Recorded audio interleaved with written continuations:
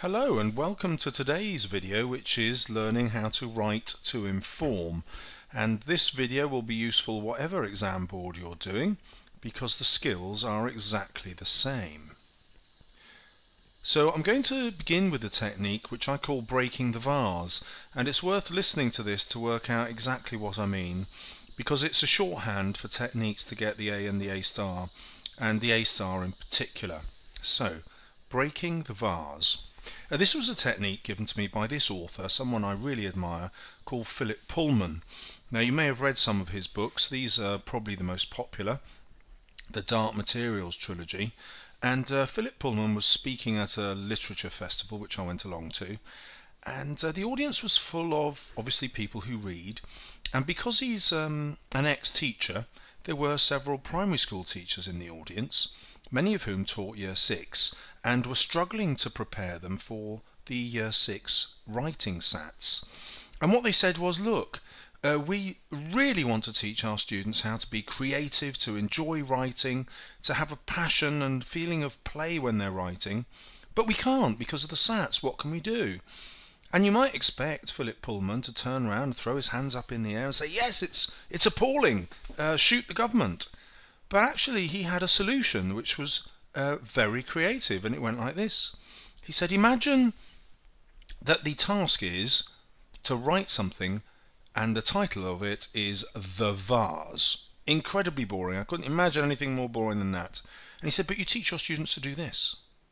The girl strode immediately into the room, picked up the vase and dashed it against the wall, fragments shattering across the floor.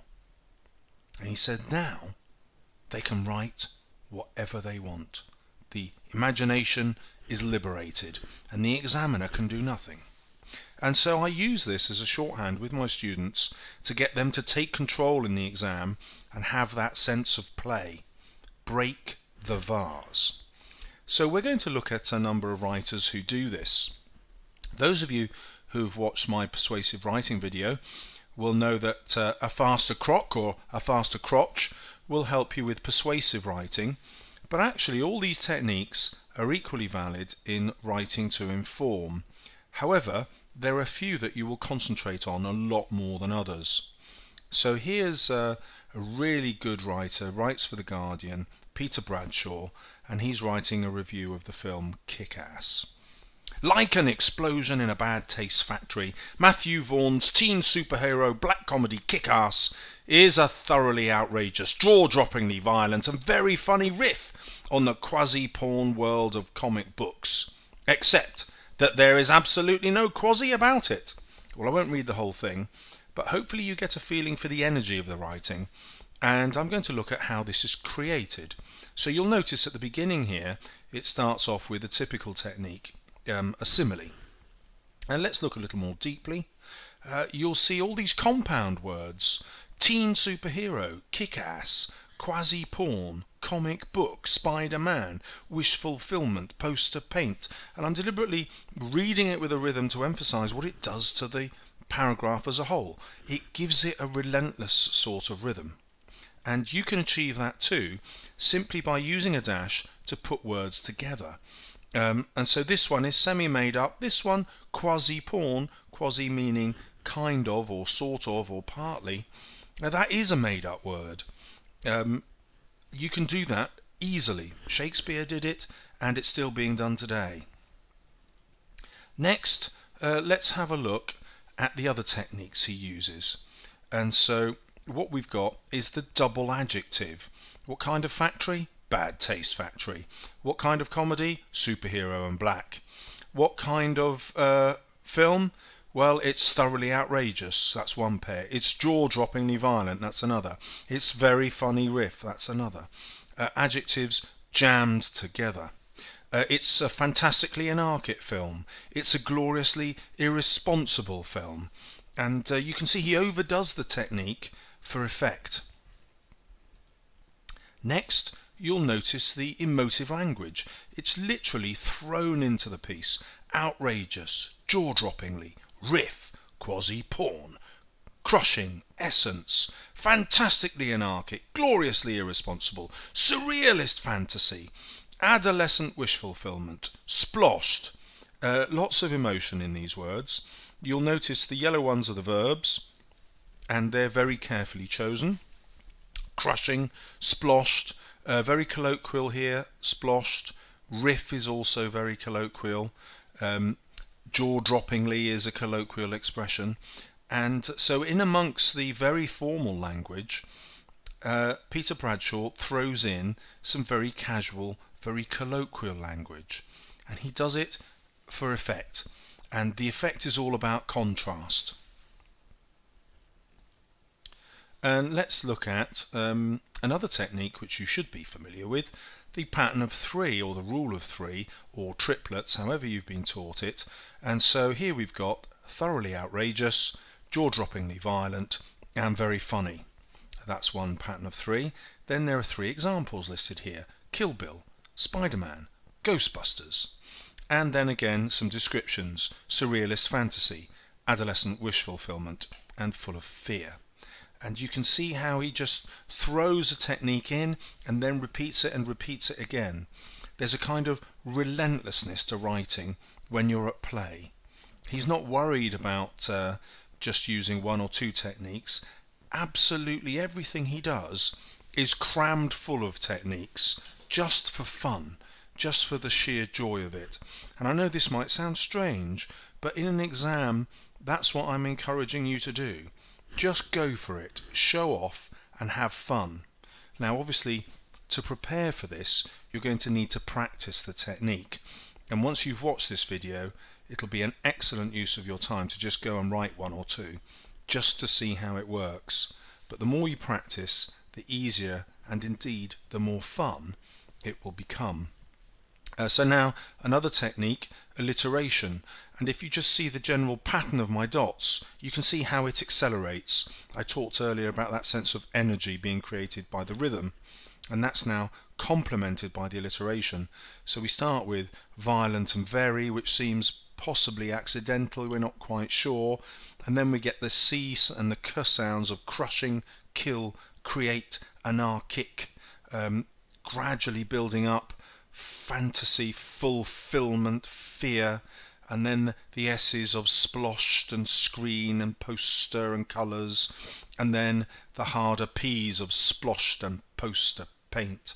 And you get this sense of rhythm, sense of speed, driving us towards his point. And that's it. Here it is with no colour, but if I go back, you'll see that the colour would spread everywhere. There wouldn't be a single line without colour in it. The techniques are constant and relentless. Not because it's difficult, quite the opposite, because it's playful and fun. Well, I've tried to put this together for you in another mnemonic. So chavs care. It's an interesting thing as a teacher. I watch teenagers compartmentalise different subgroups constantly, and so I hear, let's bring chavs back, let's stop ridiculing them. So compound words, those are the ones that are hyphenated. Hopefully you saw humour throughout that. The double adjectives put together I showed you. Vocabulary, especially the colloquial language. Simile and metaphor. So obvious, I've said they're not even in a faster crotch. You'll know simile and metaphor and just have fun with it. Contrasting pairs, I'll show you that in a lot more detail when we consider Jeremy Clarkson in a minute. Alliteration you've seen in lots of detail, as well as the rule of three and the emotive language, and that will also become much more apparent with Jeremy Clarkson. So here we go. A piece that you can practice on your own. If you want to freeze the screen, you can test yourself and see if you can spot the chavs care mnemonic in here. I'm not going to do that now. I'm going to jump ahead to Jeremy Clarkson. So here he is writing in the Times. Almost every day a politician comes onto the news and tells us that Britain's town centres are being overrun by teenage gangs who drink vast quantities of cider and then run about all night stabbing passers-by, while the event is videoed on mobile phones for the edification of YouTube viewers. It all sounds frightful, but frankly they could be talking about events on the moons of Jupiter, because, happily, I live in Chipping Norton, where a lost kitten is front page news. Of course, there are teenagers here, and some of them have hoodies, but mostly they're called Araminta and Harry, and I've never once got the feeling they want to plunge a kitchen knife into my heart. So I won't carry on reading, but you get a sense of the playfulness of the tone, and let's look at how these effects are achieved. So I want to start off with contrasting pairs as promised. Here we have use stabbing passers-by, and that's contrasted with the idea of edification, which means to make things better or to educate. Then we have frightful being contrasted with the lovely little lost kitten. We have Chipping Norton, where he lives, contrasted with everywhere else, which is like the moons of Jupiter. We have horrible teenagers in hoodies, contrasted to Harry and Araminta. And even the name is deliberately chosen to sound completely different to the yobbishness suggested by hoodies. In Notting Hill, he's dining in restaurants while outside gangs of 14-year-olds are lurking in the shadows. Another obvious contrast. Here, the idea of violence, punch me, is contrasted with glory, and glory being used ironically. And so you can see how each paragraph is built around these contrasts. Next, we'll look at the emotive language, and that's why I've used red. Overrun, gangs, stabbing, and then there's a positive one, edification. Frightful, frankly, happily, again a positive one.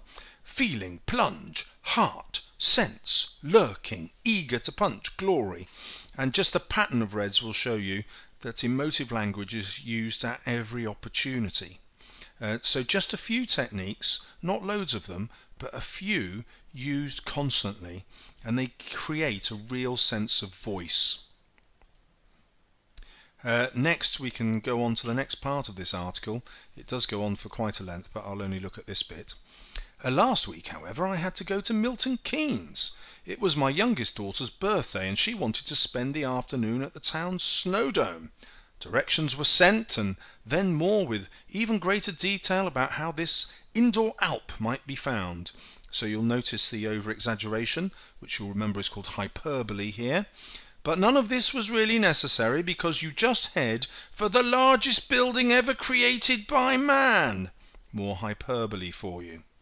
It's a brilliant place. Prepare for a contrast. All full of snow and vending machines. A bit of anticlimax there, and the contrast between the vending machines and its brilliance is pointed out in the contrast. But sadly, because of Mr. Blair's smoking ban, you have to go outside for a cigarette, which puts you slap bang in one of the happy slapping town centres the politicians keep talking about. And here you'll notice the alliteration of the P's, slapping and politicians. You'll also notice those compound words, happy slapping, that we noticed in the earlier piece. So similar techniques being used by both writers because they're effective in entertaining your reader. I wasn't even remotely bothered when the swarm of children first approached. Very emotive language again, with bothered and swarmed. I figured, notice the colloquial language, they were fans of Top Gear and wanted to know about Richard Hammond's head. But no. What they wanted to know most of all was if I had any security. And you'll notice here this sentence without a verb in it, done deliberately. It's called a curtailed sentence, breaking the rules. And then again he breaks the rules by starting another sentence with but, and another sentence starts with and here. And he can get away with this because he's shown great control elsewhere. This is like using your colloquial language for effect. Here he's breaking the rules of grammar, again for effect. So hopefully I've given you a flavour of how writers play with language and what techniques they use in order to entertain us when they're writing to inform. So if we go back to the mnemonic, Clarkson also used compound words and humour. I haven't shown you the adjectives yet. It might be worth going back and seeing if he does it. Vocabulary was definitely colloquial when he wanted it to be. there was a lot of metaphor. Contrasting pairs I did show you, and alliteration. We haven't looked through rule of 3, and we have seen emotive language. So let's jump ahead and see about the rules of 3. Here we go. Look at the structure of this sentence. The smoking ban, have to go outside for a cigarette, puts you slap bang in the happy slapping town centre. A sentence that's divided into 3 parts. Then nothing here. We've got a pattern of 3 in a way with these curtailed sentences. I walked away. I even walked a bit more, but they kept coming. You see that pattern of 3 really short sentences together. So it is a technique that he uses. Right, I'm going to jump ahead now to something that is much riskier, by the same writer as our first piece, Peter Bradshaw. And I'm going to show you this to show how you can really play with language if you want to. He's doing something which, if I described it to you, would sound stupid. So I will describe it to you.